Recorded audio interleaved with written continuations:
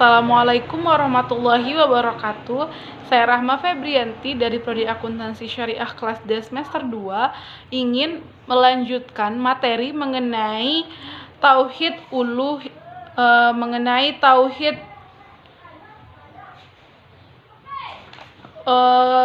tauhid uluhiyah. Sebelum saya melanjutkan mengenai materi tauhid uluhiyah, saya akan menghafal sebuah surah dari juz 30. Bismillahirrahmanirrahim. Li'ilafi Quraisyin ilafihim rihlatas sita'i was-shaif falyabudu rabb hadzal bait allazi at'amahu min ju'in wa amanahu min khauf. Shadaqallahul azim. Baik, saya akan melanjutkan materi mengenai tauhid uluhiyah. Yang selanjutnya itulah paham-paham yang salah tentang pembatasan ibadah.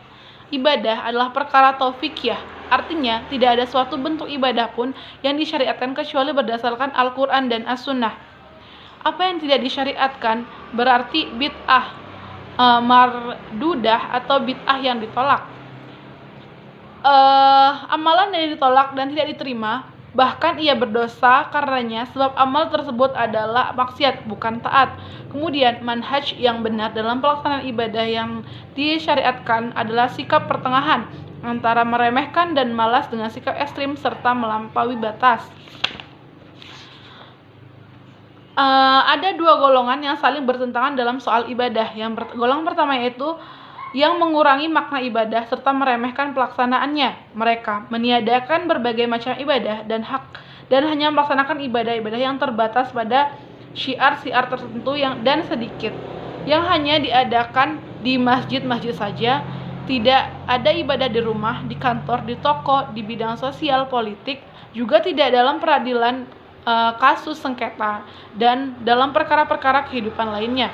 Golongan kedua yang bersikap berlebih-lebihan dalam praktik ibadah sampai pada batas ekstrim, yang sunnah mereka angkat kepada menjadi wajib, sebagai yang mubah mereka angkat menjadi haram. Mereka menghukumi sesat dan salah orang yang menyalahi manhaj mereka serta menyalahkan pemahaman-pemahaman lainnya.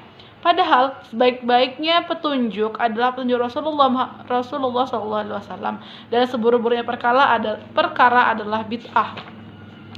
Yang selanjutnya itulah pilar-pilar ubudiyah yang benar.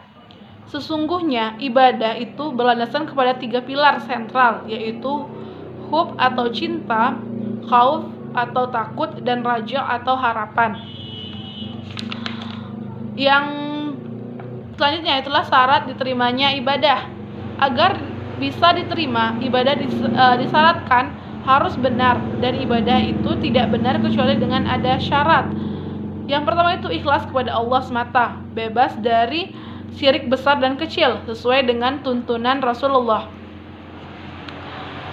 Kemudian yang selanjutnya itu tingkatan din. Definisi tingkatan din adalah ketaatan. Dalam bahasa Arab, maksudnya adalah menaatinya. Din juga disebut milah, dilihat dari segi ketaatan dan kepatuhan kepada syariat. Sedangkan tingkatan din itu adalah yang pertama Islam, yang kedua iman, yang ketiga ihsan, yang kemudian selanjutnya itu B, keumuman dan kekhususan dari ketiga tingkatan tersebut. Yang baik hanya itu yang dapat saya sampaikan. Lebih dan kurangnya saya mohon maaf. Kepada Allah saya mohon ampun. Saya akhiri. Wassalamualaikum warahmatullahi wabarakatuh.